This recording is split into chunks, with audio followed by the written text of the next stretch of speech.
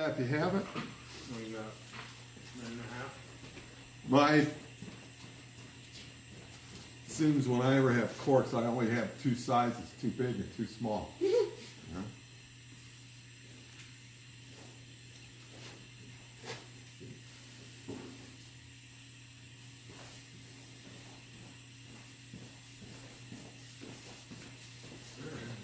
I love corks. I used to keep those old Christmas cookie tins just loaded with corks that I use.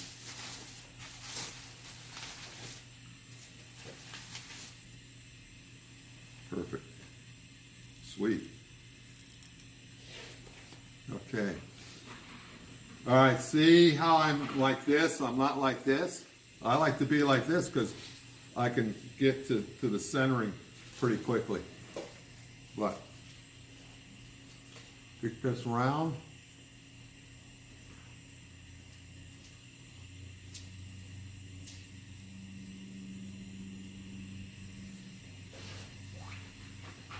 Wait. And blow.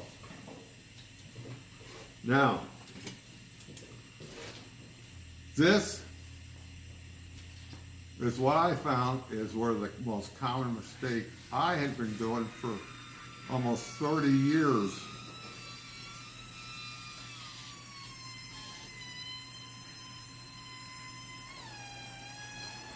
Very small fire, right? Now watch that seam disappear. I'm just above the body, below the seam, working that in. Let it collapse. Now at this point, you'd say blow. Sure. But Blow. turn it this way, come back one more time. Then blow. Again, melt.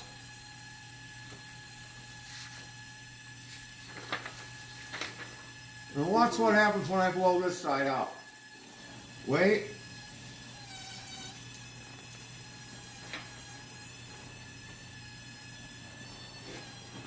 Melt it again. Oh, you didn't clean it off that good.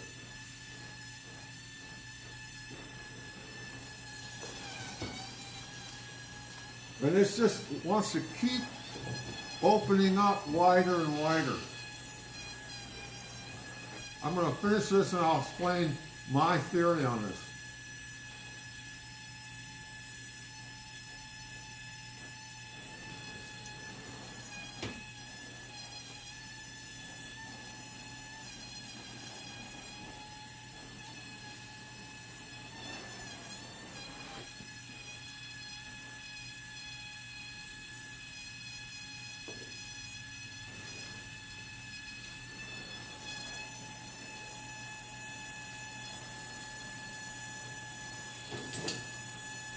Okay. Gonna come here one more time. Go this way. Flips on me. Go right, you know, but I'm not feeling it and still get some stuff on that. Drop this down.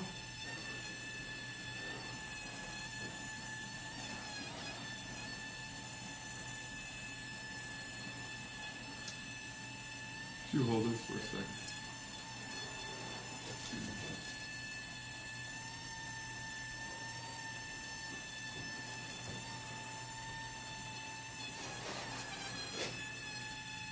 Let's drop this down. Now I got a nice contour there. I just come below this.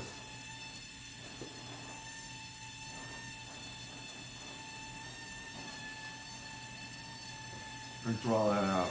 So you're using gravity to kind of pull that down? A bit. I found that when I come here and I blow, I tend to move the glass this way. I'm not moving it up to here where I want the weight.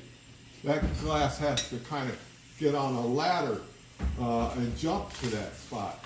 Where if I go here this way, I'm not gonna push it this way. The glass wants to come down to where I want it, far easier. All right? You're trying to bring the weight from the heavier tube down to the smaller diameter. Yeah, I just wanna have this come in straight as possible without this always getting wider and wider. Now when I'm like this, and I blow this immediately, this is, any kind of movement here is just gonna be pronounced. It's just gonna really go. And I've got this little constriction here that's left over because I didn't blow that out. So to get that constriction out easily, I just pinpoint my fire right at that constriction. Wait a second and blow it out, and it's just like one piece. So you've got the weld completed on the upside, and then you reverse it so that you're bringing the weight that you've brought in the opposite direction previously back into the thinner tube side. Yeah, and that then transfer, or that letting it gel, letting this body glass just gel without blowing up and distorting that is important too. So when I come here, all I'm doing is working the area I want instead of expanding a new work area. Mm-hmm. And I find that when you come here like this, it's too hard for this part of the glass to lose its heat for me to blow this up so that this comes up and looks more uniform. Right. You know? Without expanding back into the tube. Yeah. And then I've got this bad looking area, you know? So, okay, look that over. So then procedurally, we're talking,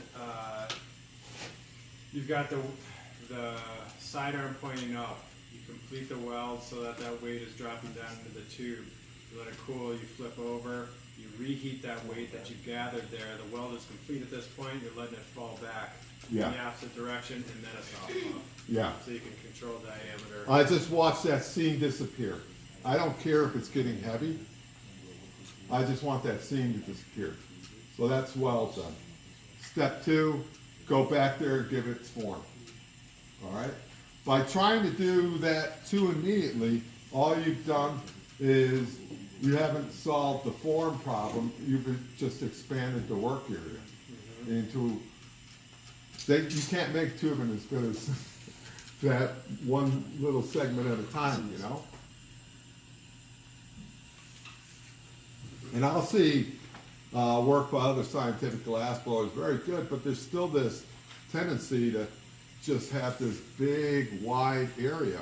And that's always going to be thinner and less support than the tube itself. You know what I mean? Okay? So, look at that over, and I'll show you the last part on that, which will be to bend that into direction.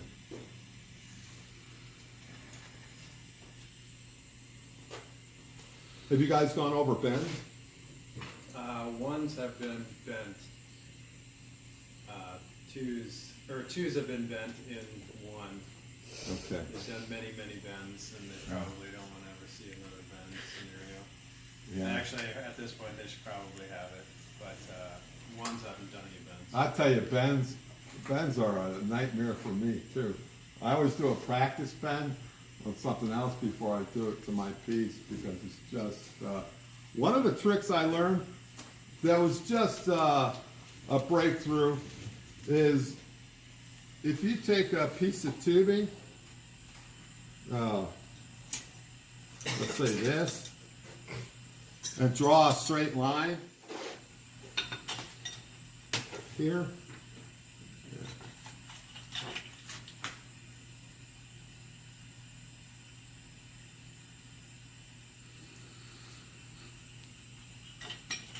Like this, see? You got a cork.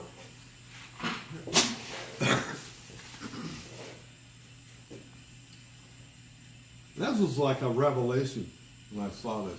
But if you draw this straight line, and then this is going to show up in the fire, right? Well, you'll see that as this line starts to lose its straightness, your bend will lose its straightness too. Okay? Now, when I do a bend, I like a stronger, lighter reed. Watch out. And I want a gentle, wide fire. So this is where fine tuning that fire is even more critical. All right, so Otherwise, you'll get an internal twist if you've got your feet at balance. yeah, and you know, a really good bend, you should be able to look at it this way, it's bending that way. It should just drop out of sight. You should not be able to see it. If you're off center, yeah, it's choked down here, it's up there. There's just so many ways for a bend to go bad. And you're doing two conflicting things. You're thinning the outside and thickening the glass on the inside. And it's tough. But you see how I come here like this? Spend a little time heating. I'm not just like this. I want to have this one sweet zone always in the fire and then expanding that heat zone.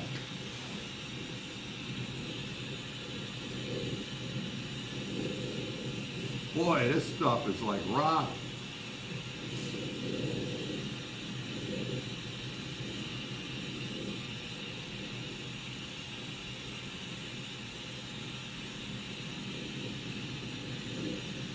Okay.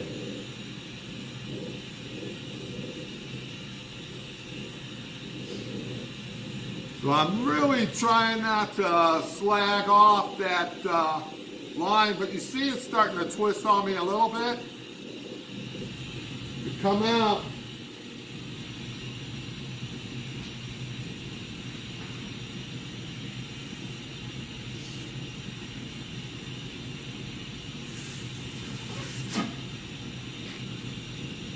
Then make the corrections there. That's a shit bend.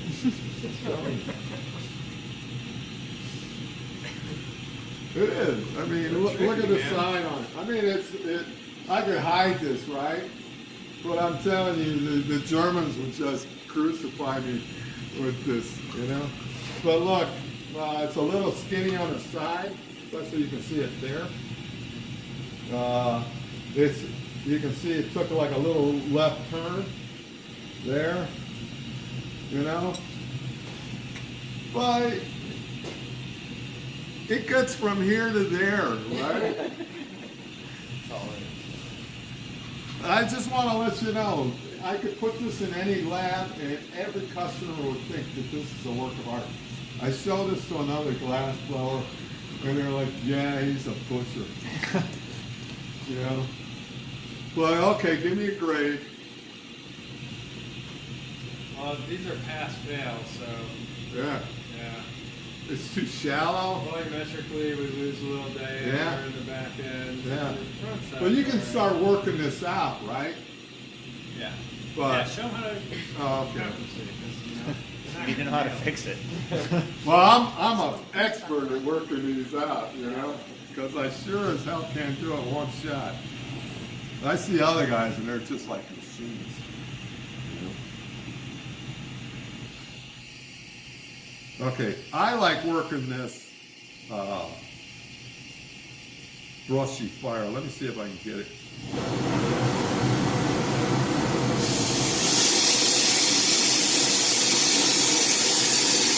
If you can hear me right, that's the right fire.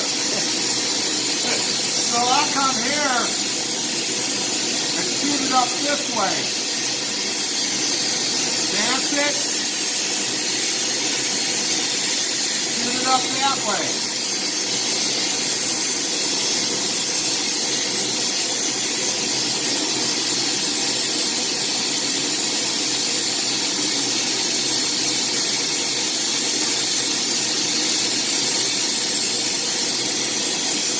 work one side of the radius.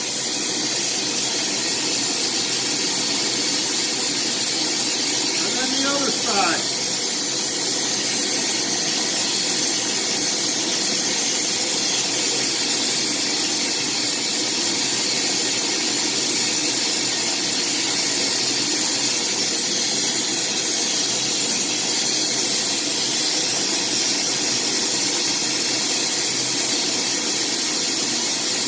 So I got that pretty much solved. And then I can come along here. If you do it too much, it just looks like a loop.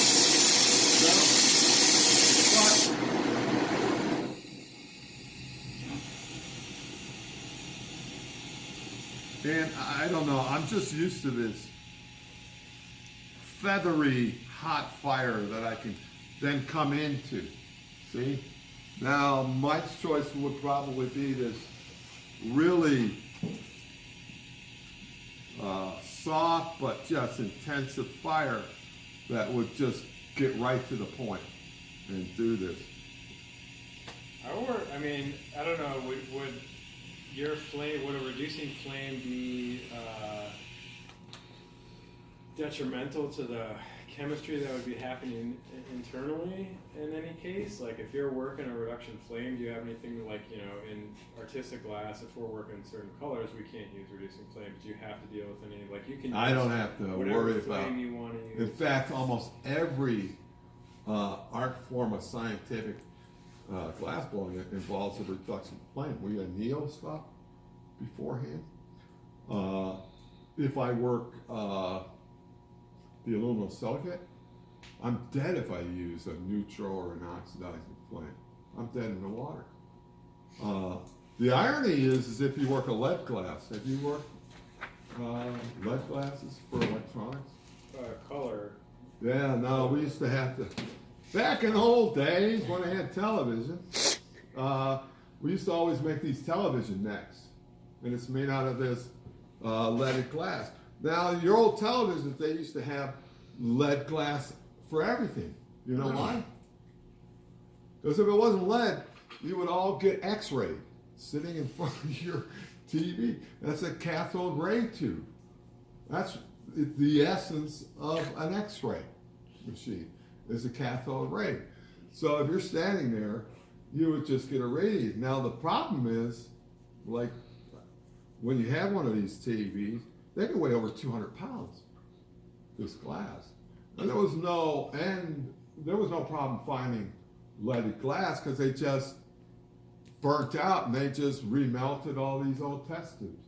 Now when everybody went flat screen and LCD, we were left with this vestige of hundreds and billions of pounds of this leaded glass that they're still trying to find a way to deal with. You know? But yeah, so when you do this work, you need this screaming, oxidizing fire on this glass. Because if you don't have it, the lead just turns pitch black. Okay? And if that flame even touches it, it wants to turn pitch black. So you're just, I had Bertha back then, and this thing is whistling, and you're just licking the end of it with this fire. And that has a thermal expansion of over 100 on there. And my job was to just take this end, which was crack cut, and just make a flare on it, you know? Well, when you hit that edge too, there's sharpness and imperfections.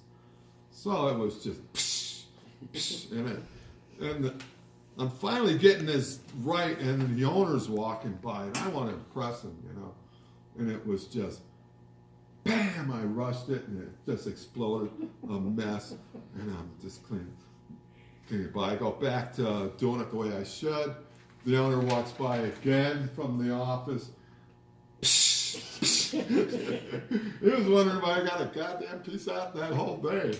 And it was just breaking it every time he walked by. So when you're doing your corrections in there and you're heating either side, where are you, are you just correcting side to side, or are you actually pushing back? I'm going to try and do the inside first. Now here's the problem. That's where the thickness is, and that's usually the most easily detectable imperfection. Okay, and it's pretty much the easiest one to work out too. But unbeknownst to you, while you're doing this, you're causing havoc to this side here because it's thin. It doesn't take much. This is heavy wall, but we're doing our stuff on thin wall, right? And if I come here and I spend too much time here, now this has gotten all distorted, and then it just is one hot bloody mess. It's just the most frustrating thing in the world. You know, it's like playing whack-a-mole with problems. So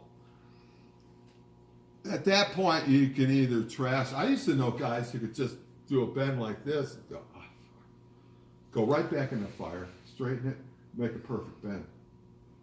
And you know, there just is no end to how good some of these people who taught me were. They were just, especially the Germans, because they start at 16 at that, and they go through this brutal training system back then of just pull points, pull points, pull points, pull points for maybe weeks and months at a time. Then they had to blow them all up into ornaments afterwards. But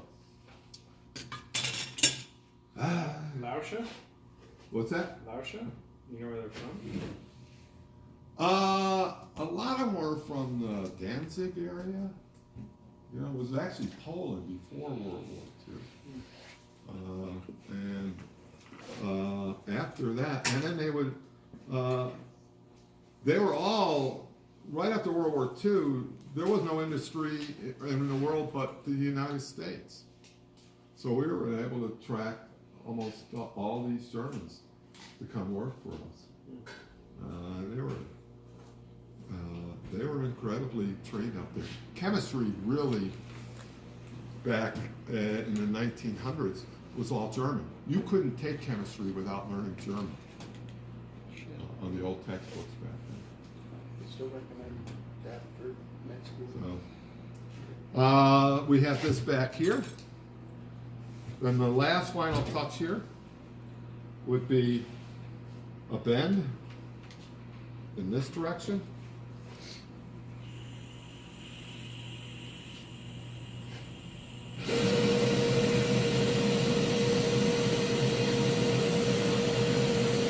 That fork.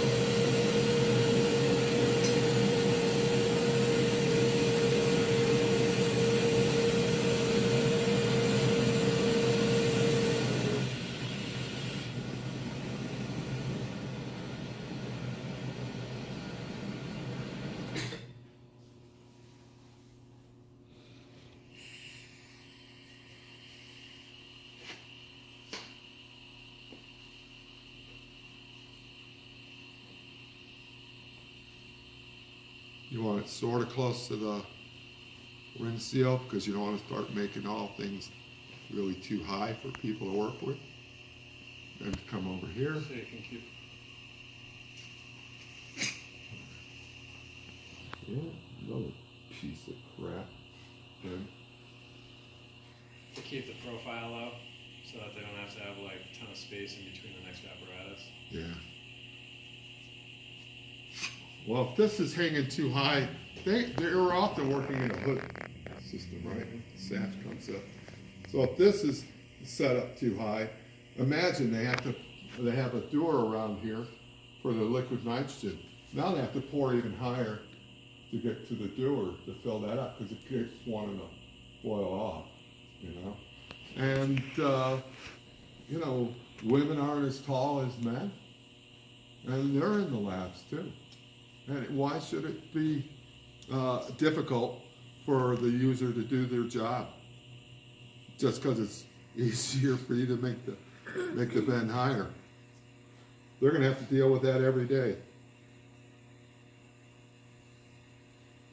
And why not make it straight? Okay. So then at that point, you would close this off. Now you don't want this here too long. You want to allow at least an inch or so space in the real world, okay? Because what will happen is, as they keep collecting, it'll keep building up, and now you create a siphon instead of a trap. You're going to start pulling this right into your vacuum pump, and that could be a disaster. All right? So, any questions?